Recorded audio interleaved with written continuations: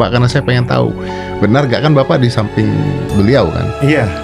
Benar gak sih yang konflik tembakan senjata di Timur Timur itu sampai seperti itu? Coba boleh cerita nggak dikit? Kalau tadi Pak Dedi sudah menyampaikan, saya bersumpah bahwa kehadiran saya ke sini tidak sepengetahuan Pak Prabowo. Oke. Saya juga akan bersumpah bahwa apapun yang saya bicarakan hari ini di hadapan Pak Dedi betul adanya.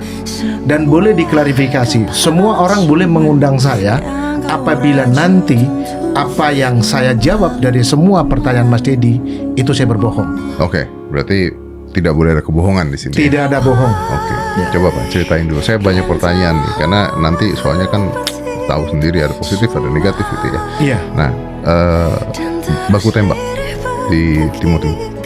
Timur Jadi- Timur ya? Iya, di Timur Oke. Timur. Jadi begini, ketika cerita Timur Timur, mungkin saya harus awali dari sebelum baku tembak dulu. Oke.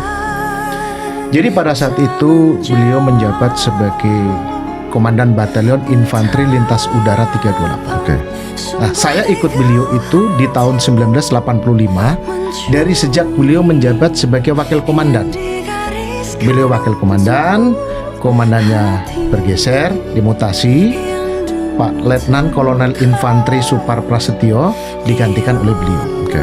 Bersama beliaulah kami sama-sama berangkat ke Timur Timur. Jadi status beliau pada saat itu Mengganti. sudah menjadi komandan batalion. Oke.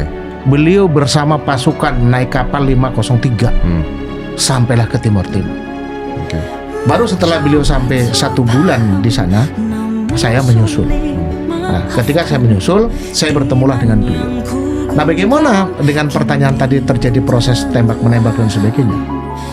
Jadi beliau itu bukan hanya sebuah cerita, karena faktanya ada saya. Pada saat beliau tugas di Timur Timur sebagai komandan batalion, bukan beliau duduk di belakang meja, bukan beliau hanya memerintahkan, tetapi beliau memimpin langsung pada saat pasukannya turun. Ya, tolong ceritain gimana?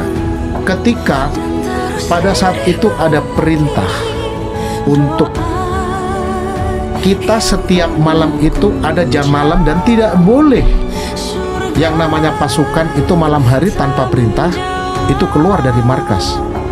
Nah, pada saat itu kejadian pasukan yang berada di wilayah lain tidak berdekatan dengan Pak Prabowo sebagai komandan batalion itu punya masalah. Nah, masalahnya itu adalah kendaraannya rusak. Ketika kendaraannya rusak, maka harus meminta bantuan kepada pasukan terdekat. Pasukan terdekatnya itu adalah pasukannya Pak Prabowo. Singkat cerita, melakukanlah evakuasi menuju ke lokasi di mana pasukan itu terjadi kontak tembak. Pak Prabowo-nya ikut? Pak Prabowo-nya ikut. Nah, Pak Prabowo-nya ikut itu posisinya berbeda. Saya berada di Vinilale, sementara posisi terjadinya kontak tembak itu sekitar 15 km dari wilayah Pak Prabowo itu. Pak Prabowo perintahkan sekarang berangkat, Gus. Nah, ketika berangkat ini yang menjadi sampai dengan hari ini saya tidak bisa melupakan. Saya sebagai ajudan, beliau komandan saya, mestinya segala sesuatunya kan saya yang mengerjakan terlebih dahulu. Contohnya, pada saat itu hujan besar, sungainya meluap. Sungai itu lebarnya kurang lebih sekitar 60 meter. Tapi beliau ingin saya yang di depan. Nah, saya sebagai ajudan kan mengatakan, jangan Pak, saya yang di depan. Tapi beliau tetap ngotot, tidak, saya yang harus di depan. Nah, sehingga beliau menyeberang, saya malah jadi kayak komandan gitu. Saya mendampingi beliau, jadi terbalik-balik. Nah, sampailah ke titik yang terjadi kontak tembak itu. Namanya di daerah sekitar Gunung Hedatu. Nah, di sana beliau, bayangkan malam hari, Mas. Ketika beliau menemukan ada sebuah kertas tulisan dibungkus kantong supermi, dan di situ dituliskan, Prabowo, kalau kamu berani 1 lawan 1. Prabowo bukan ciut. Diperintahkan pasukannya dan kita bergerak masuk ke hutan malam hari. 1 lawan 1. Saya sampaikan sama beliau, Pak, ini sudah malam, Pak. kita tidak bisa melihat kanan kiri. Bapak mengikuti 1 lawan 1. Tidak apa-apa Gus, saya berani lakukan itu. Kalau memang itu permintaan dia. Saya sebagai ajudan mengatakan, jangan Pak, kita selesaikan besok saja. Di sana menembak, Pak Prabowo nembak juga. Akhirnya apa yang terjadi? Malam hari itu terjadi kontak tembak. Yang kedua kalinya, yang pertama kan sudah anak buah yang tembak-tembakan, yang kedua Pak Prabowo. Sampai akhirnya, ya kan, karena memang posisi Berarti Pak Prabowo paling depan kontak tembak. paling depan, saya berada di sampingnya. Malam hari. Sampai saya bilang, Pak, jangan Pak, hentikan Pak. Kita lebih baik evakuasi dari teman-teman kita yang celaka. Akhirnya dihentikanlah.